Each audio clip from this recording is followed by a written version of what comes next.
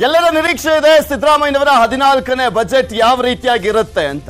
ಆ ಗಾತ್ರ ಕೂಡ ದೊಡ್ಡದಾಗ್ತಾ ಇರುವಂತದ್ದು 3,35,000 ಕೋಟಿವರೆಗೂ ತಲುಪಲಿದೆ ಈ ಬಾರಿಯ ಬಜೆಟ್.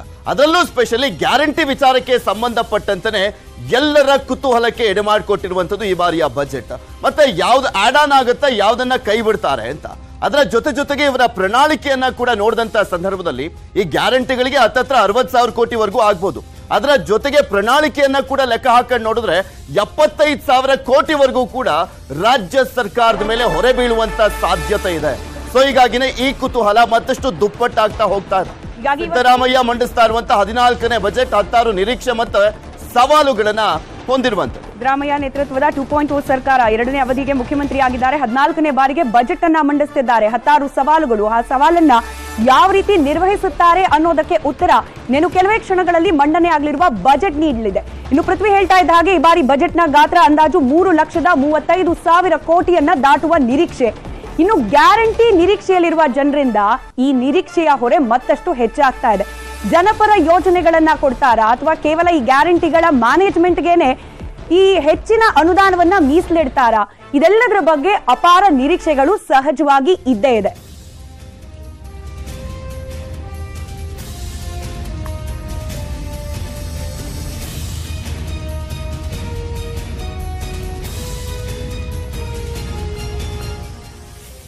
ಇನ್ನು ನಾವು ಈ ಬಾರಿಯ ಬಜೆಟ್ ಅನ್ನ ಪ್ರಮುಖವಾಗಿ 5 ಆಯಾಮಗಳಲ್ಲಿ ಗಮನಿಸಬೇಕಾಗತ್ತೆ. ಯಾವುದು ಆ 5 ಆಯಾಮ, ಹಾಗೆ ಯಾಕೆ ಅದೇ 5 ಆಯಾಮದಲ್ಲಿ ಗಮನಿಸಬೇಕು ಅನ್ನೋದನ್ನ ಕೂಡ ಎಕ್ಸ್ಪ್ಲೇನ್ ಮಾಡ್ತಾ ಹೋಗ್ತೀವಿ.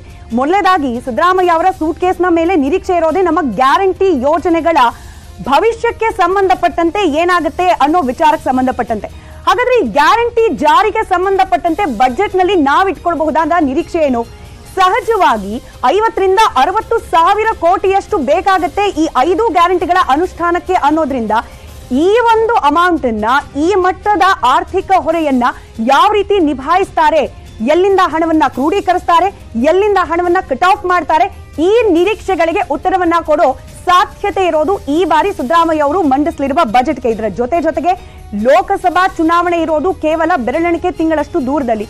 ಹೀಗಿರುವಾಗ ಕರ್ನಾಟಕ ಮಾಡೆಲ್ ಅಂದ್ರೆ ಕರ್ನಾಟಕದಲ್ಲಿ ಯಾವ ಗ್ಯಾರಂಟಿಗಳನ್ನ ಅನುಷ್ಠಾನ ಮಾಡಿ ಕಾಂಗ್ರೆಸ್ ಅಧಿಕಾರದ ಗದ್ದುಗೆಯನ್ನ ಏರಿದೆ, ಇದೇ ಮಾಡೆಲ್ ಅನ್ನ ಬೇರೆ ಬೇರೆ ರಾಜ್ಯಗಳು ಕೂಡ, ಯಾವೆಲ್ಲ ರಾಜ್ಯಗಳು ವಿಧಾನಸಭಾ ಚುನಾವಣೆಯನ್ನ ಫೇಸ್ ಮಾಡ್ಲಿಕ್ಕೆ ಸಿದ್ಧತೆಯನ್ನ ಮಾಡ್ಕೊಳ್ತಿವೆ, ಅವು ಕೂಡ ಕರ್ನಾಟಕ ಮಾಡೆಲ್ ಅನ್ನ ಅನುಸರಿಸುವ ಹಾದಿಯಲ್ಲಿ ಇರೋದ್ರಿಂದ ಈ ಬಾರಿಯ ಬಜೆಟ್ ನಲ್ಲಿ ಸಿದ್ದರಾಮಯ್ಯ ಈ ಗ್ಯಾರಂಟಿಗಳಿಗೆ ಯಾವ ರೀತಿ ಭವಿಷ್ಯ ಬರೀತಾರೆ ಅನ್ನೋದ್ರ ಮೇಲೆ ಮುಂಬರಲಿರುವ ಲೋಕಸಭಾ ಚುನಾವಣೆ ಹಾಗೆ ಉಳಿದ ರಾಜ್ಯಗಳಲ್ಲಿ ನಡೆಯಲಿರುವ ವಿಧಾನಸಭಾ ಚುನಾವಣೆ ಕೂಡ ಪರಿಣಾಮ ಬೀರೋ ಸಾಧ್ಯತೆಗಳಿರುತ್ತೆ. ಇದರ ಜೊತೆಗೆ ವಿತ್ತೀಯ ಕೊರತೆಯ ನಡುವೆ ಕೂಡ ಜಾರಿಯನ್ನ ಮಾಡಬೇಕು. ಆರ್ಥಿಕ ಸುಸ್ಥಿರತೆಯನ್ನ ಕಾಪಾಡಿಕೊಂಡು ಹಾಗೆ ಕಳೆದ ಬಾರಿ ಬೊಮ್ಮಾಯಿ ನೇತೃತ್ವದ ಸರ್ಕಾರ ಕೊಟ್ಟಂತ ರೆವೆನ್ಯೂ ಸರ್ಪ್ಲಸ್ ಬಜೆಟ್ ಏನಿತ್ತು, ಹಾಗೆ ಸಿದ್ದರಾಮಯ್ಯ ಅವರೇ ಟೀಕೆ ಮಾಡ್ತಿರೋ ರೀತಿಯಲ್ಲಿ ಸಾಲ ಹೆಚ್ಚಾಯಿತು ಬಿಜೆಪಿ ಅವಧಿಯಲ್ಲಿ ಅಂತ ಹೇಳಿ ಈ ಬಾರಿ ಸಿದ್ದರಾಮಯ್ಯ ಅವರು ಸಾಲ ಕೂಡ ಮಾಡದೆ ಹಾಗೆ ವಿತ್ತೀಯ ಕೊರತೆ ಕಡೆ ಕೂಡ ಗಮನವನ್ನ ಕೊಟ್ಟು ಆರ್ಥಿಕ ಶಿಸ್ತನ್ನ ಕೂಡ ಕಾಪಾಡಿಕೊಂಡು ಯಾವ ರೀತಿ ಗ್ಯಾರಂಟಿಗಳಿಗೆ ಅನುದಾನವನ್ನ ಹೊಂದಿಸ್ತಾರೆ ಅನ್ನೋದು ಸಹಜ ಕುತೂಹಲ. ಅಂದ್ರೆ ವಿತ್ತೀಯ ಕೊರತೆ ಅಂದ್ರೆ ಆದಾಯಕ್ಕಿಂತ ಖರ್ಚು ಜಾಸ್ತಿ ಆದಂತ ಸಂದರ್ಭದಲ್ಲಿ ವಿತ್ತೀಯ ಕೊರತೆ ಉಂಟಾಗುತ್ತೆ. ಬಟ್ ಈಗಿರುವಂತ ಪರಿಸ್ಥಿತಿ ನೋಡಿದ್ರೆ ಖರ್ಚೆ ಜಾಸ್ತಿ ಆಗುವಂತ ನಿರೀಕ್ಷೆಗಳು ಕಾಣಿಸ್ತದೆ. ಬಿಕಾಸ್ ಹೊರೆ ಜಾಸ್ತಿ ಆಗಿದೆ. ಅನ್ನಭಾಗ್ಯ ಆಗಿರ್ಬೋದು. ನಾವು ನಿರೀಕ್ಷೆ ಹಿಂಗಿಟ್ಕೊಂಡ್ರೆ ಸಿದ್ದರಾಮಯ್ಯ ಅವರು ನೀವು ಪ್ರತಿ ಸತಿ ಹೇಳ್ತಿರೋ ರೀತಿಯಲ್ಲಿ 14ನೇ ಬಾರಿ ಬಜೆಟ್ ಮಂಡಿಸ್ತಿರೋದು. ಹೀಗಾಗಿನೇ ಒಂದಷ್ಟು ಸ್ಮಾರ್ಟ್ ಮೂವ್ ಕೂಡ ಎಕ್ಸ್ಪೆಕ್ಟ್ ಮಾಡಬಹುದಾ ಅಂತ ಹೇಳಿ. ಇನ್ನು ಹೊಸ ಜನಪರ ಯೋಜನೆಗಳು ಅನೌನ್ಸ್ ಆಗತ್ತಾ ಅನ್ನೋದು ಬಹುತೇಕ ಡೌಟ್. ಯಾಕಂತಂದ್ರೆ ನಾವು ಚರ್ಚೆ ಮಾಡ್ತಾ ಇರೋ ರೀತಿಯಲ್ಲಿ ಈಗಿರೋ ಸವಾಲುಗಳೇ 16 ಇರೋದ್ರಿಂದ ಹೊಸ ಜನಪರ ಯೋಜನೆಗಳು ಅನೌನ್ಸ್ ಆಗೋದು ಬಹುತೇಕ ಡೌಟ್. ಇದು ಈ ಗ್ಯಾರಂಟಿ ಜಾರಿಗೆ ಸಂಬಂಧಪಟ್ಟಂತೆ ನಾವು ಬಜೆಟ್ ನಲ್ಲಿ ಗಮನಿಸಬೇಕಾದ ಒಂದಷ್ಟು ಅಂಶಗಳು. ಪೃಥ್ವಿ, ಇನ್ನ ಆದಾಯ ಪ್ಲಸ್ ತೆರಿಗೆ ಸಮತೋಲನ ನೆಕ್ಸ್ಟ್ ನಾವು ನೋಡ್ತಾ ಹೋದಾದ್ರೆ ಪ್ರಮುಖವಾದಂತಹ ಸವಾಲು ಇದು. ಆದಾಯ ಪ್ಲಸ್ ತೆರಿಗೆ ಸಮತೋಲನ ಅಂತ ನೋಡಿದಂತ ಸಂದರ್ಭದಲ್ಲಿ ಹೆಚ್ಚುವರಿ ಸಂಪನ್ಮೂಲ ಸಂಗ್ರಹದ ಗುರಿ ಇರುವಂತದ್ದು. ಈ ಹಿಂದೆ ಬೊಮ್ಮಾಯಿ ಅವರು ಬಜೆಟ್ ಅನ್ನ ಮಂಡಿಸಿದಂತ ಸಂದರ್ಭದಲ್ಲಿ 3,09,000 ಕೋಟಿ ಬಜೆಟ್ ಅನ್ನ ಮಂಡಿಸಿದಂತ ಸಂದರ್ಭದಲ್ಲಿ ಇದ್ದಿದ್ದಂತ ಟಾರ್ಗೆಟ್ 92,000 ಕೋಟಿಯಷ್ಟು ತೆರಿಗೆಯ ಟಾರ್ಗೆಟ್ ಅನ್ನ ಇಟ್ಕೊಂಡಿದ್ರು. ಅದು ಈಗ 1,00,000 ಕೋಟಿ ಮೀರುವಂತ ಸಾಧ್ಯತೆ ಇದೆ. ಹೀಗಾಗಿ ಈ ರೀತಿಯಾದಂತಹ ಸವಾಲುಗಳ ಜೊತೆಗೆ ಟಾರ್ಗೆಟ್ ಅನ್ನ ಫಿಕ್ಸ್ ಮಾಡ್ಕೊಳ್ತಾ ಇದ್ದಾರೆ ಸಿದ್ದರಾಮಯ್ಯನವರು. ತೆರಿಗೆ ಸಂಗ್ರಹಕ್ಕೆ ಟಾರ್ಗೆಟ್ ಸಹಜವಾಗಿ ಫಿಕ್ಸ್ ಆಗಿ ಆಗುತ್ತೆ. ಅದರ ಜೊತೆಗೆ ಅಬಕಾರಿ ನೋಂದಣಿ ಮತ್ತು ಮುದ್ರಾಂಕ ಶುಲ್ಕವನ್ನ ಹೆಚ್ಚಳ ಮಾಡಿದಂತ ಸಂದರ್ಭದಲ್ಲಿ ಮಾತ್ರನೇ ಈ ಗ್ಯಾರಂಟಿಗಳನ್ನ ಫುಲ್ಫಿಲ್ ಮಾಡುವಂತ ಸಾಧ್ಯತೆ ಹೆಚ್ಚಾಗಿರುತ್ತೆ. ಸೊ ಇಲ್ಲಿ ಮೇನ್ ಆಗಿ ಸರ್ಕಾರಕ್ಕೆ ಸ್ವಲ್ಪ ಕಾಲಾವಕಾಶ ಹಾಗೆ ಜಾಗ ಇರುವಂತದ್ದು ಅಂದ್ರೆ ಅಬಕಾರಿ ನೋಂದಣಿ ಮತ್ತು ಮುದ್ರಾಂಕ ಶುಲ್ಕವನ್ನ ಜಾಸ್ತಿ ಮಾಡುವಂಥದ್ದು, ಹಾಗೆ ತೆರಿಗೆಯನ್ನ ಜಾಸ್ತಿ ಮಾಡುವಂಥದ್ದು, ಅದಕ್ಕೆ ಟಾರ್ಗೆಟ್ ಅನ್ನ ಫಿಕ್ಸ್ ಮಾಡುವಂಥದ್ದು. ನಾವು ವಾಣಿಜ್ಯ ತೆರಿಗೆ, ಮೋಟಾರು ವಾಹನ ತೆರಿಗೆ ಸಂಗ್ರಹದ ಗುರಿಯನ್ನು ಕೂಡ ಹೆಚ್ಚಳ ಮಾಡುವಂತ ಎಲ್ಲಾ ಸಾಧ್ಯತೆಗಳು ಕೂಡ ಇದೆ. ಈ 5 ಪ್ರಮುಖ ವಲಯಗಳಿದಾವಲ್ಲ, ಈ 5 ಪ್ರಮುಖ ವಲಯಗಳೇ ಹೆಚ್ಚಿನದಾಗಿ ಸರ್ಕಾರಕ್ಕೆ ಆದಾಯ ಬರುವಂತ ನಿರೀಕ್ಷೆ ಇರುವಂತದ್ದು. ಸೊ ಹೀಗಾಗಿ ಇದರ ಟಾರ್ಗೆಟ್ ಅನ್ನ ಸಹಜವಾಗಿ ಜಾಸ್ತಿ ಮಾಡ್ತಾ ಹೋಗ್ತಾರೆ. ಅನಗತ್ಯ ವೆಚ್ಚ ಕಡಿತದ ಜೊತೆಗೆ ಹೆಚ್ಚುವರಿ ಆದಾಯದ ಸಂಗ್ರಹದ ಗುರಿಯನ್ನ ಈ ರೀತಿಯಾಗಿ ಹಾಕೊಂಡಿದ್ದಾರೆ. ನೋಡ್ಬೇಕು ಯಾವ ರೀತಿಯಾಗಿ ಬ್ಯಾಲೆನ್ಸ್ ಮಾಡ್ತಾರೆ ಅಂತ. ಈಗ ಕಳೆದ ಬಾರಿ ಬಜೆಟ್ ಮಂಡನೆ ಆದ ಸಂದರ್ಭದಲ್ಲಿ ಬೊಮ್ಮಾಯಿ ಅವರು ಹೇಳಿದ್ರು ನಿರೀಕ್ಷೆಗಿಂತ ಹೆಚ್ಚಿನ ಆದಾಯಗಳು ಈ 5 ವಲಯದಿಂದ ಬರ್ತಿದೆ ಅಂತ ಹೇಳಿ. ಈ ಆದಾಯ ಮತ್ತಷ್ಟು ಹೆಚ್ಚು ಮಾಡೋ ಸಾಧ್ಯತೆಗಳಿಗೆ ಯಾವ ರೀತಿ ಉತ್ತರ ಕೊಡ್ತಾರೆ ಕಾದ್ ನೋಡ್ಬೇಕು. ಇದರ ಜೊತೆಗೆ ಈ ಗ್ಯಾರಂಟಿ ಅನುಷ್ಠಾನ ಹಾಗೆ ಆದಾಯ ತೆರಿಗೆದೆಲ್ಲದರ ಜೊತೆಯಲ್ಲಿ ಸರ್ಕಾರದ ಆಡಳಿತ ಯಂತ್ರ ನಡಿಬೇಕು ಅಂದ್ರೆ ಇಲಾಖಾವಾರು ಅನುದಾನ ಯಾವ ರೀತಿಯಲ್ಲಿ ಅಲಾಟ್ ಆಗತ್ತೆ ಅನ್ನೋದ್ರ ಮೇಲೂ ಕೂಡ ನಿರ್ಧಾರವಾಗುತ್ತೆ ಸರ್ಕಾರ ಯಾವ ಸ್ಪೀಡ್ ನಲ್ಲಿ ಆಡಳಿತವನ್ನ ನಡೆಸಲಿಕ್ಕೆ ಸಾಧ್ಯ ಅನ್ನೋದು. ಹೀಗಾಗಿ ಇಲಾಖಾವಾರು ಅನುದಾನದ ಬಗ್ಗೆ ಕೂಡ ಈ ಬಾರಿಯ ಬಜೆಟ್ ನಲ್ಲಿ ಒಂದಷ್ಟು ನಿರೀಕ್ಷೆಗಳಿದೆ, ಗಮನಿಸ್ತಾ ಹೋಗೋಣ. ಮೊದಲಾಗಿ ಪ್ರಮುಖವಾಗಿ ಕೆಲವೊಂದಷ್ಟು ಇಲಾಖೆಗಳಿಗೆ ಕೊಡುವ ಅನುದಾನಕ್ಕೆ ಕತ್ತರಿ ಹಾಕುವ ಸಾಧ್ಯತೆಗಳಿದೆ. ಇದು ಕಳೆದ ಬಾರಿ ಬೊಮ್ಮಾಯಿ ನೇತೃತ್ವದ ಸರ್ಕಾರ ಇರ್ತಾ ಕೂಡ ಕೆಲವೊಂದಷ್ಟು ಬಾರಿ ಚರ್ಚೆ ಆಗಿದ್ದನ್ನ ಗಮನಿಸಿದ್ವಿ. ಕೆಲವೊಂದು ಇಲಾಖೆಗಳಿಗೆ ಅನಗತ್ಯವಾಗಿ ಹೆಚ್ಚಿನ ಅನುದಾನವನ್ನ ನೀಡಲಾಗ್ತಾ ಇದೆ, ಅಲ್ಲಿ ಸೋರಿಕೆ ಆಗ್ತಾ ಇದೆ ಅಂತ ಹೇಳಿ ಇದಕ್ಕೆ ಕಡಿವಾಣ ಹಾಕುವ ಮೂಲಕ ಗ್ಯಾರಂಟಿ ಯೋಜನೆಗಳಿಗೆ ಆ ಹಣವನ್ನ ಡಿವಿಯೇಟ್ ಮಾಡುವ ಪ್ರಯತ್ನವನ್ನ ಮಾಡ್ತಾರಾ ಸಿದ್ದರಾಮಯ್ಯ, ಗಮನಿಸಬೇಕು. ಇದರ ಜೊತೆಗೆ ಪ್ರಮುಖ ಇಲಾಖೆಗಳಿಗೆ ನೆರವು ರಾಜ್ಯ ಸರ್ಕಾರದ ಕಡೆಯಿಂದ ಏನು ಹೋಗ್ತಿತ್ತು ಅದು ಕೂಡ ಕಡಿಮೆ ಆಗೋ ಸಾಧ್ಯತೆಗಳಿದೆ.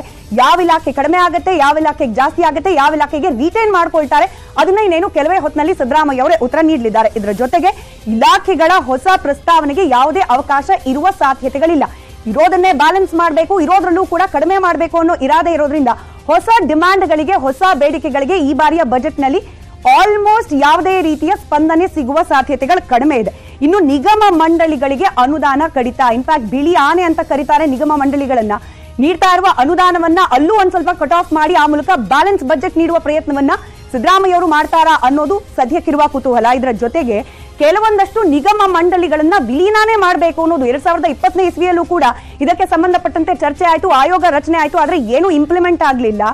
ಹೀಗಾಗಿ ಈ ಬಾರಿಯ ಬಜೆಟ್ ನ ಮೂಲಕ ಈ ಒಂದು ಚರ್ಚೆ ಏನಿತ್ತು ಅದಕ್ಕೇನಾದ್ರೂ ಉತ್ತರ ಕೊಡ್ತಾರಾ ಅನ್ನೋದನ್ನ ನಾವು ಗಮನಿಸಬೇಕು. ಇದರ ನಡುವೆ ಇಲಾಖಾವಾರು ಹಣವನ್ನ ಮ್ಯಾನೇಜ್ ಮಾಡೋದ್ರ ಒಂದು ಸವಾಲಿನ ಜೊತೆಗೆ ಇಲಾಖೆಗೆ ಸಂಬಂಧಪಟ್ಟ ಸಚಿವರುಗಳ ಡಿಮ್ಯಾಂಡ್ ಇದೆಯಲ್ಲ, ಇದನ್ನ ಯಾವ ರೀತಿ ಸ್ಯಾಟಿಸ್ಫೈ ಮಾಡ್ತಾರೆ ಸಿದ್ದರಾಮಯ್ಯ ಅವರು.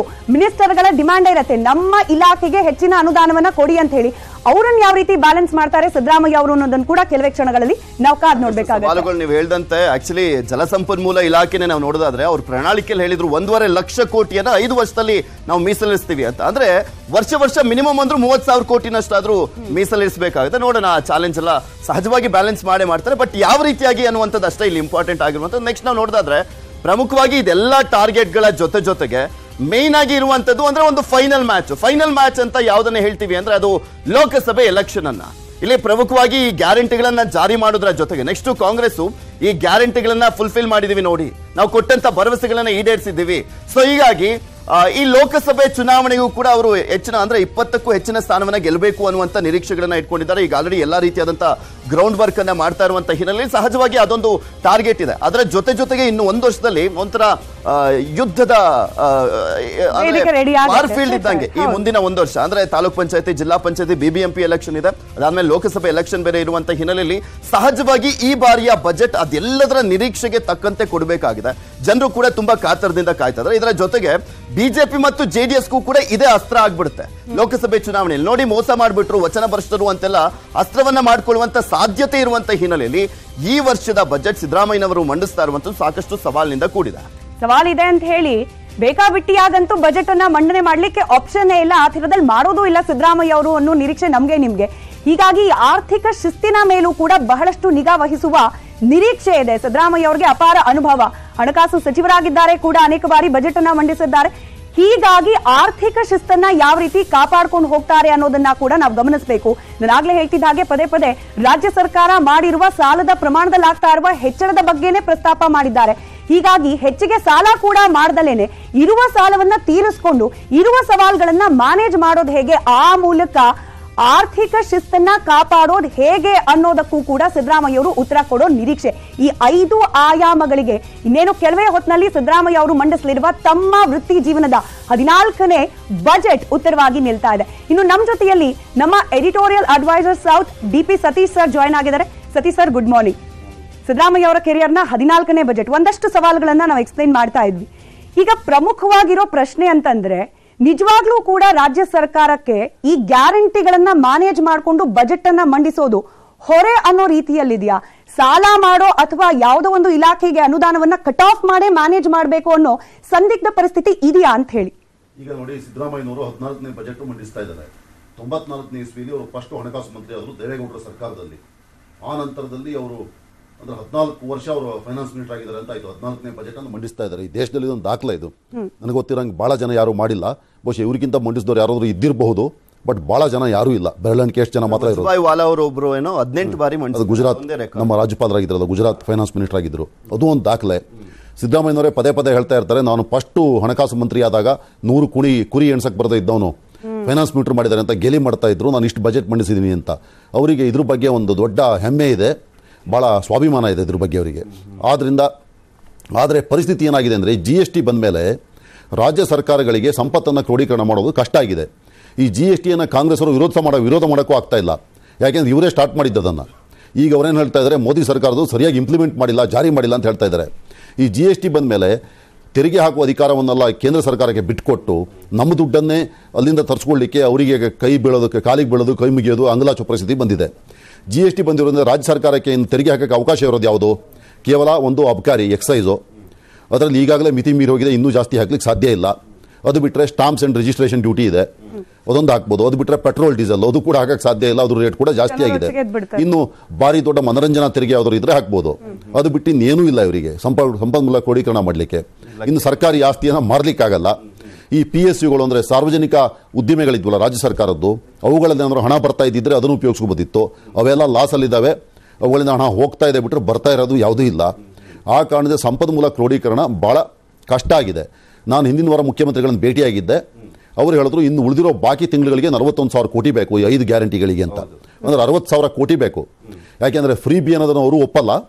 ಅವರು ಹೇಳೋದು ಇದು ಸೋಷಿಯಲ್ ಕ್ಯಾಪಿಟಲ್, ಇದು ನಾವು ಸಾಮಾಜಿಕ ನ್ಯಾಯಕ್ಕಾಗಿ ಜನರಿಗೆ ಅನುಕೂಲ ಆಗಲಿ, ಬಡವರಿಗೆ ಅನುಕೂಲ ಆಗಲಿ ಅಂತ ಮಾಡ್ತಾ ಇದ್ದೀವಿ, ಎಲ್ಲರಿಗೂ ಮಾಡ್ತಾ ಇದ್ದೀವಿ. ಆದ್ದರಿಂದ ಇದು ಸೋಷಿಯಲ್ ವೆಲ್ಫೇರ್ ಸ್ಕೀಮು, ಸಮಾಜ ಕಲ್ಯಾಣ ಮಾಡಲಿಕ್ಕಾಗಿರೋದು. ಇದು ಫ್ರೀ ಬಿ ಅಲ್ಲ, ಇದೊಂದು ಸೋಷಿಯಲ್ ಕ್ಯಾಪಿಟಲ್ ಬಿಲ್ಡ್ ಮಾಡುತ್ತೆ ಅಂತ ವಾದ ಇದೆ. ಸರಿಯಾಗಿ ಇಂಪ್ಲಿಮೆಂಟ್ ಆದರೆ ಆಗ್ಬೋದು. 5ರಲ್ಲಿ 3 ಈಗಾಗಲೇ ಮಾಡಿದ್ದಾರೆ. ಬಸ್ಸು ನಲ್ಲಿ ಫ್ರೀ ಹೋಗ್ತಾ ಇದ್ದಾರೆ. ಶಕ್ತಿ ಯೋಜನೆಯಲ್ಲಿ 1 ಕೋಟಿ ಜನ ರಿಜಿಸ್ಟರ್ ಮಾಡಿದ್ದಾರೆ. ಅಂದರೆ 1 ಕೋಟಿ ಮೀಟರ್ಗಳಿರ್ಬೇಕು ಬಹುಶಃ, ಅದಾಗಿದೆ. ಆಮೇಲೆ ಅಕ್ಕಿ ದುಡ್ಡು ಕೊಡ್ತೀನಿ ಅಂತ ಹೇಳಿದ್ದಾರೆ, ಅದು ಇನ್ನೆರಡು ಆಗ್ಬೇಕಷ್ಟೇ. ಆದ್ರಿಂದ ಅದನ್ನು ಮಾಡೇ ಮಾಡ್ತಾರೆ. ಗೃಹ ಜ್ಯೋತಿ ಈಗ ಈ ಮಂತ್ ಇಂದ ಫ್ರೀ ಆಗ್ಬೋದು, ಅದು ಮಾಡೇ ಮಾಡ್ತಾರೆ. ಆದ್ರೆ ನೀವು ಹೇಳಿದಾಗೆ ಸಂಪನ್ಮೂಲ ಕ್ರೋಢೀಕರಣ ಬಹಳ ಕಷ್ಟ ಇರೋದ್ರಿಂದ ಹಲವಾರು ಇಲಾಖೆಗಳಿಗೆ ಕತ್ರಿ ಬೀಳ್ಬೋದು. ಸುಮಾರು ಇಲಾಖೆಗಳ ಅನುದಾನ ಇದೆಯಲ್ಲ ಅದನ್ನು ತೆಗಿಬೋದು. ಈಗ SC/ST ಡಿಪಾರ್ಟ್ಮೆಂಟ್ ತೆಗಿಯೋಕ್ಕಾಗಲ್ಲ. ಯಾಕೆಂದ್ರೆ ಸಂವಿಧಾನನೇ ಹೇಳುತ್ತೆ ಅವ್ರಿಗೆ ಕೊಡಲೇಬೇಕು ಅವರು ಜನಸಂಖ್ಯೆಗೆ ಅನುಗುಣವಾಗಿ ದುಡ್ಡನ್ನು ಅಂತ. ಅದನ್ನು ಬಿಟ್ಟು ಉಳಿದಿದ್ರೆಲ್ಲ ಕಡಿತ ಆಗ್ಬೋದು. ವಾಟರ್ ರಿಸೋರ್ಸಸ್ಸು, ಜಲಸಂಪನ್ಮೂಲಕ್ಕೆ ಅತಿ ಹೆಚ್ಚು ದುಡ್ಡು ಹೋಗುತ್ತೆ, ಕನಿಷ್ಠ 30,000 ಕೋಟಿ, ಅದಕ್ಕೆ ಕಡಿತ ಆಗ್ಬೋದು. PWD ಕಡಿತ ಆಗ್ಬೋದು. ಈಗಾಗಲೇ ಗುತ್ತಿಗೆದಾರರುಗಳು ಮುಖ್ಯಮಂತ್ರಿಗಳನ್ನು ಭೇಟಿಯಾಗಿ ಹೇಳಿದ್ದಾರೆ, ನೀವು ಈ ಯೋಜನೆಗಳನ್ನು ಮಾಡಿ ಕಾಮಗಾರಿಗಳಾಗಿ ಹೊಡ್ತಾ ಆದರೆ ಗುತ್ತಿಗೆದಾರಿಗೆ ನಷ್ಟ ಆಗುತ್ತೆ, ತೊಂದರೆ ಆಗುತ್ತೆ, ಆದ್ದರಿಂದ ಮಾಡಬಾರ್ದು ಅಂತ ಹೇಳಿದ್ದಾರೆ. ಆದ್ದರಿಂದ ಸಿದ್ದರಾಮಯ್ಯನವರಿಗೆ ಇದು ಟೈಟ್ ರೋಪ್ ವಾಕ್. ಅವರೀಗ ಹಗ್ಗದ ಮೇಲೆ ನಡಿಗೆ. ಅವ್ರು ಹೇಗೆ ಮಾಡ್ತಾರೆ ಅಂತ ಗೊತ್ತಿಲ್ಲ, ಆದರೆ ಭಾರಿ ಅನುಭವ ಇದೆ ಅವರಿಗೆ. ಆದರೆ ಪರಿಸ್ಥಿತಿ ವಿರುದ್ಧವಾಗಿದೆ. ಎಲ್ಲಕ್ಕಿಂತ ಮುಖ್ಯವಾಗಿ ಈ ಸಲ ಮಾನ್ಸೂನ್ ಫೇಲ್ ಆಗಿದೆ. ಮುಂಗಾರು ಈಗ ಮಳೆ ಬರ್ತಾ ಇದೆ ಜುಲೈನಲ್ಲಿ, ಅದು ಮಲೆನಾಡು ಮತ್ತು ಕರಾವಳಿ ಭಾಗದಲ್ಲಿ, ಬೇರೆ ಕಡೆ ಇನ್ನೂ ಸರಿಯಾಗಿ ಬರ್ತಾ ಇಲ್ಲ. ಮಾನ್ಸೂನ್ ಏನಾದ್ರು ವಿಫಲ ಆದರೆ ಭಾರಿ ಸಮಸ್ಯೆ ಆಗುತ್ತೆ. ಅವ್ರ ಜಾಣತನ, ಅವರ ಅನುಭವ, ಚಾಣಾಕ್ಷತನ ಎಲ್ಲವನ್ನೂ ಕೂಡ ಓರೆಗಚ್ಚುವಂತ ಸಂದರ್ಭ ಈಗ. ಕರೆಕ್ಟು. ಈಗ ಈ ಸಲ ಸಿದ್ದರಾಮಯ್ಯನವರು ಮುಖ್ಯಮಂತ್ರಿ ಕಡೆ ಬಾರಿಗಾಗಿದ್ದಾರೆ. ಯಾಕೆಂದ್ರೆ ಅವರೇ ಹೇಳ್ತಾ ಇದ್ರು ಇದನ್ನು ಕೊನೆ ಚುನಾವಣೆ ಅಂತ. ಕಾಂಗ್ರೆಸ್ ಹೈಕಮಾಂಡ್ ಕೂಡ ಕೊನೆ ಚುನಾವಣೆ, ಇವ್ರ ನೇತೃತ್ವದಲ್ಲೇ ನಾವು ಚುನಾವಣೆ ಗೆದ್ದಿದ್ದೀವಿ, ದೊಡ್ಡ ಲೀಡರು, ಜನರ ಸಪೋರ್ಟ್ ಇದೆ, ಆದ್ದರಿಂದ ಮಾಡಿ ಅಂತ ಹೇಳಿ DK ಶಿವಕುಮಾರ್ ಮನವೊಲಿಸಿ ಇವರನ್ನು ಮುಖ್ಯಮಂತ್ರಿ ಮಾಡಿದ್ದಾರೆ. 5 ವರ್ಷ ಅವರೇ ಇರ್ತಾರ, ಮಧ್ಯ ಬಿಟ್ಕೊಡ್ತಾರೋ ನಮಗೆ ಗೊತ್ತಿಲ್ಲ. ಅವ್ರ ನಡುವಿನ ಒಪ್ಪಂದಗಳೇನಾದ್ರು ಆಗಿದ್ದಿದ್ರೆ. ಸಿದ್ದರಾಮಯ್ಯನವರಿಗೆ ಈ ಸಲ ತಾವು ರಾಜಕೀಯದಿಂದ ನಿವೃತ್ತಿ ಆಗ್ತಾ ಇರೋದ್ರಿಂದ, ಅಟ್ಲೀಸ್ಟ್ ಚುನಾವಣಾ ರಾಜಕೀಯದಿಂದ ಈ ಅವರ ಟರ್ಮ್ ಮುಗಿದ ಮೇಲೆ, ಅವಧಿ ಮುಗಿದ ಮೇಲೆ ಅವರು ತಮ್ಮ ಸಾಮರ್ಥ್ಯವನ್ನು ಇನ್ನೊಂದ್ಸಲ ಪ್ರೂವ್ ಮಾಡಲೇಬೇಕಾಗಿದೆ. ಆದರೆ ಪರಿಸ್ಥಿತಿ ಸಂಪೂರ್ಣವಾಗಿ ಅವ್ರ ಪರವಾಗಿಲ್ಲ. ಹಿಂದೆ ಸಿದ್ದರಾಮಯ್ಯನವರು ಮುಖ್ಯಮಂತ್ರಿ ಆಗಿದ್ದಾಗ ಇಷ್ಟು ಚಾಲೆಂಜ್ಗಳು ಅವರಿಗೆ ಇರಲಿಲ್ಲ.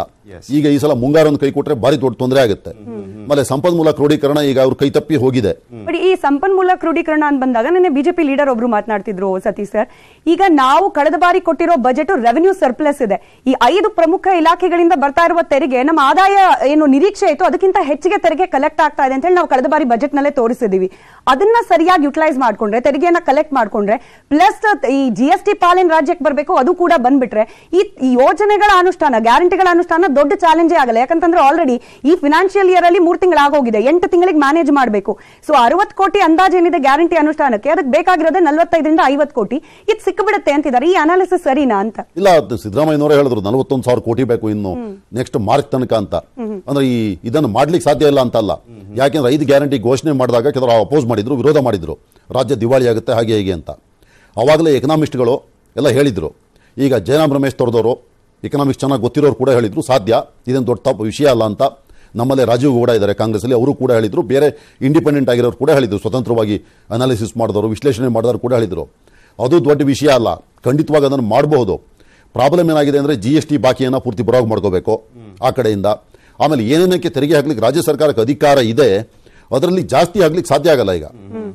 ಈಗ ನೀವು ಎಷ್ಟಂತ ಈ ಅಬಕಾರಿ ಸುಂಕವನ್ನು ಜಾಸ್ತಿ ಹಾಕ್ತೀರಿ, ಎಷ್ಟಂತ ಪೆಟ್ರೋಲ್ ಡೀಸೆಲ್ ಮೇಲೆ ಹಾಕ್ಲಿಕ್ಕೆ ಆಗಲ್ಲ. ಆಮೇಲೆ ಇದೆಯಲ್ಲ ಸ್ಟಾಂಪ್ ಅಂಡ್ ರಿಜಿಸ್ಟ್ರೇಷನ್, ಇನ್ನೆಷ್ಟು ಜಾಸ್ತಿ ಮಾಡ್ತೀರಿ, ಮಾಡೋಕ್ಕೆ ಸಾಧ್ಯ ಆಗಲ್ಲ. ಮತ್ತು ಅದನ್ನು ಜಾಸ್ತಿ ಮಾಡಿದ್ರೆ ಬೇರೆ ಥರದ್ದು ಹೊಡೆತ ಆಗುತ್ತೆ. ಯಾಕೆಂದ್ರೆ ವ್ಯಾಪಾರ ಕಡಿಮೆ ಆಗ್ಬಿಡುತ್ತಲ್ಲ. ಆದ್ರಿಂದ ತುಂಬಾ ಕಷ್ಟದ ಕೆಲಸ, ಅಷ್ಟು ಸುಲಭ ಇಲ್ಲ. ಎಲ್ಲಕ್ಕಿಂತ ಮುಖ್ಯವಾಗಿ ಮಳೆ ಚೆನ್ನಾಗಿ ಬಂದರೆ ಸುಮಾರು ಸಮಸ್ಯೆ ಬಗೆಹರಿಯುತ್ತೆ. ಈ ಮಳೆ ಸರಿಯಾಗಿ ಬರದೇ ಇದ್ರೆ ಕೃಷಿಯಿಂದ ಹಿಡಿದು ಕೈಗಾರಿಕೆ ತನಕ ಎಲ್ಲೋದ್ರ ಮೇಲೂ ಭಾರಿ ಪರಿಣಾಮ ಬೀರುತ್ತೆ. ಸರ್, ಅದು ಅಲ್ಲದೆ ಈಗ ಸ್ವಲ್ಪ ಹೆಚ್ಚು ಕಮ್ಮಿ ಆದರೂ ಕೂಡ ಇವ್ರಿಗೆ ಸವಾಲುಗಳು ಅಂದ್ರೆ, ಈಗ ಎಲೆಕ್ಷನ್ ಇಲ್ಲ ಅಂದಿದ್ರೆ, ನೆಕ್ಸ್ಟ್ ತಾಲೂಕ್ ಪಂಚಾಯತಿ, ಜಿಲ್ಲಾ ಪಂಚಾಯತಿ, ಲೋಕಸಭೆ, BBMP ಇಲ್ಲ ಅಂದಿದ್ರೆ 1-2 ವರ್ಷ ಸ್ವಲ್ಪ ಸಮಾಧಾನವಾಗಿ ಎಲ್ಲವನ್ನು ಕೂಡ ಬ್ಯಾಲೆನ್ಸ್ ಮಾಡಿಕೊಂಡು ಆಮೇಲೆ ಒಂದೊಂದೇ ಅಡ್ಜಸ್ಟ್ ಮಾಡ್ಬೋದಿತ್ತು. ಬಟ್ ಇವಾಗ ರಾಜಕೀಯ ಅಸ್ತ್ರ ಬೇರೆ ಆಗ್ಬಿಡುತ್ತೆ. ಇನ್ನು 1 ವರ್ಷದಲ್ಲಿ ನಾನು ಆಗ್ಲೇ ಹೇಳ್ತಾ ಇದ್ದೆ, ವಾರ್ ಫೀಲ್ಡ್ ರೀತಿಯಲ್ಲಿ ಇರುವಂತದ್ದು ಎಲೆಕ್ಷನ್ಗಳೆಲ್ಲ ನಿರಂತರವಾಗಿ ಬೇರೆ ಇರುವಂತ ಹಿನ್ನೆಲೆಯಲ್ಲಿ ಅಂತ. ಹೌದು, ಅದೇ ಇದೆ. ಈಗ BBMP ಎಲೆಕ್ಷನ್ ಮಾಡಬೇಕು, ಅವರು ಮಾಡ್ಬೋದು. ಬಹುಶಃ ಈ ಗಣೇಶ ಚತುರ್ಥಿ ಆದಮೇಲೆ ಅಕ್ಟೋಬರ್ ನವೆಂಬರ್ ಅಷ್ಟೊತ್ತಿಗೆ ಮಾಡ್ಬೋದು. ಆಮೇಲೆ ಜಿಲ್ಲಾ ಪಂಚಾಯತ್, ತಾಲೂಕ್ ಪಂಚಾಯತ್ ಚುನಾವಣೆ ಇದೆ, ಅದನ್ನು ಮಾಡಲೇಬೇಕು. ಅದ್ರ ಜೊತೆ ಲೋಕಸಭಾ ಚುನಾವಣೆ ಇದೆ. ಈ ಲೋಕಸಭಾ ಚುನಾವಣೆಯಲ್ಲಿ ಹಿಂದಿನ ಸಲ ಕಾಂಗ್ರೆಸ್ಗೆ 1 ಸೀಟ್ ಬಂದಿತ್ತು, JDSಗೆ 1 ಬಂದಿತ್ತು. ಸಿದ್ದರಾಮಯ್ಯನವರು ಕನಿಷ್ಠ 14 ಸೀಟ್ ಗೆಲ್ಲಬೇಕು ಅಂತ ಟಾರ್ಗೆಟ್ ಫಿಕ್ಸ್ ಮಾಡಿದ್ದಾರೆ 28ರಲ್ಲಿ. ಅದನ್ನು ಮಾಡಲಿಕ್ಕೆ ಈ ಸರ್ಕಾರ ಏನಾದರೂ ಮಾಡಿದೆ ಅಂತ ಪ್ರೂವ್ ಮಾಡಬೇಕು ಫಸ್ಟು. ಇಲ್ಲದೆ ಇದ್ರೆ BJPಯವರು ಇದನ್ನೇ ತೊಗೊಂಡು ಹೋಗ್ತಾರೆ ಚುನಾವಣೆಗೆ. ನೋಡಿ, ಅಷ್ಟು ಬಹುಮತದಲ್ಲಿ ಓಟ್ ಹಾಕಿದ್ರಿ, ಮಾಡಿಲ್ಲ, ಆದ್ರಿಂದ ಇವ್ರನ್ನ ಸೋಲಿಸಿ ಅಂತ. ಅದು ವರ್ಕ್ ಆದ್ರೂ ಆಗ್ಬೋದು. ಜನರ ಮನಸ್ಸು 1 ತಿಂಗಳಲ್ಲೇ ಚೇಂಜ್ ಆಗುತ್ತೆ. 1 ವರ್ಷ ಅಂದ್ರೆ 10 ತಿಂಗಳಿದೆ ಲೋಕಸಭೆ ಚುನಾವಣೆಗೆ. ಆದ್ರಿಂದ ಏನ್ ಬೇಕಿದ್ರೂ ಆಗಬಹುದು. ಲೋಕಸಭಾ ಚುನಾವಣೆ ದೃಷ್ಟಿಯಿಂದ ಹಾಗೂ ಸ್ಥಳೀಯ ಸಂಸ್ಥೆ ಚುನಾವಣೆ ದೃಷ್ಟಿಯಿಂದ ಏನು ಪ್ರಾಮಿಸ್ ಮಾಡಿದ್ದಾರೆ ಅದನ್ನು ಇಂಪ್ಲಿಮೆಂಟ್ ಮಾಡಲೇಬೇಕಾದಂತ ಒತ್ತಡದಲ್ಲಿ ಇವರಿದ್ದಾರೆ. ನೀವೇ ಹೇಳ್ದಂಗೆ ಟೈಮ್ ಇಲ್ಲ ಅವರಿಗೆ, ಬಹಳ ಬೇಗ ಮಾಡಬೇಕಾಗಿದೆ. ಮತ್ತು ಅವ್ರು ಮಾಡ್ತಾ ಇರೋ ವೇಗ ನೋಡಿದ್ರೆ ಗೊತ್ತಾಗುತ್ತೆ, ಅದನ್ನು ಗಮನದಲ್ಲಿಟ್ಟುಕೊಂಡೇ ಮಾಡ್ತಾ ಇದ್ದಾರೆ ಅಂತ. ಮೋದಿ ಅಲೆಯನ್ನ ಮರೆಮಾಚಿ ಕಾಂಗ್ರೆಸ್ ಅಲೆಯನ್ನ ಸೃಷ್ಟಿ ಮಾಡಿ ಓಟನ್ನ ಹಾಕ್ಸ್ಕೊಳ್ಳುವಂತ ಪರಿಸ್ಥಿತಿಯನ್ನ ನಿರ್ಮಾಣ ಮಾಡಬೇಕಾಗಿದೆ. ಒಟ್ಟು ಮಾತು ಉಳಿಸ್ಕೊಂಡಿದೀವಿ, ಆದ್ರಿಂದ ಮತ್ತೆ ಲೋಕಸಭೆಯಲ್ಲಿ ನಮ್ಗೆ ಓಟ್ ಹಾಕಿ ಅಂತ ಕೇಳಲಿಕ್ಕೆ ಅವರು ಮಾಡಲೇಬೇಕಾಗಿದೆ. ಆದ್ರಿಂದ ಎಲ್ಲಿಂದ ನಾವು ದುಡ್ಡು ತೆಗೆದು ಈ ಯೋಜನೆಗಳಿಗೆ ಹಾಕ್ತಾರೆ. ಆದ್ರಿಂದ ಬೇರೆ ಇಲಾಖೆಗಳಿಗೆ ಕೋತ ಆದ್ರೂ ಆಗ್ಬಹುದು. ಹಾಗಾದ್ರೆ ಯಾವೆಲ್ಲ ಇಲಾಖೆಯಿಂದ ಹಣವನ್ನ ತೆಗಿಲಿಕ್ಕೆ ಆಪ್ಷನ್ಗಳಿದೆ, ಹಾಗೆ ಈ ಬಜೆಟ್ ನಲ್ಲಿ ನಾವಾಗ್ಲೇ ಡಿಸ್ಕಸ್ ಮಾಡ್ತಾ ಇರೋ ಹಾಗೆ ಸವಾಲ್ಗಳು, ಈ ಸವಾಲ್ಗಳನ್ನ ಮ್ಯಾನೇಜ್ ಮಾಡ್ಲಿಕ್ಕೆ ಆಪ್ಷನ್ಗಳೇನಿದೆ ಸಿದ್ದರಾಮಯ್ಯ ಅವ್ರ ಮುಂದೆ, ಇದ್ರ ಬಗ್ಗೆ ಕೂಡ ಮಾತುಕತೆ ಮುಂದುವರಿತಾ ಹೋಗುತ್ತೆ. ಅದರ ಜೊತೆಗೆ ಬಜೆಟ್ ಮಂಡನೆಯ ಪೂರ್ವಭಾವಿ ಸಿದ್ಧತೆಗಳನ್ನ ಕೂಡ ಪ್ರಾರಂಭ ಮಾಡಿದ್ದಾರೆ. ಇನ್ನೇನು ಕೆಲವೇ ಹೊತ್ತಿನಲ್ಲಿ ಸಿದ್ದರಾಮಯ್ಯ ಅವರು ಕೂಡ ಈ ಪ್ರಾಸೆಸ್ ನಲ್ಲಿ ತೊಡಕೊಳ್ತಾರೆ. ಅದರ ನೇರ ಪ್ರಸಾರ ಕೂಡ ನಿಮ್ಮ ಮುಂದೆ ಇಡ್ತಾ ಹೋಗ್ತೀವಿ ಚಿಕ್ಕ ಬ್ರೇಕ್ನ ನಂತರ.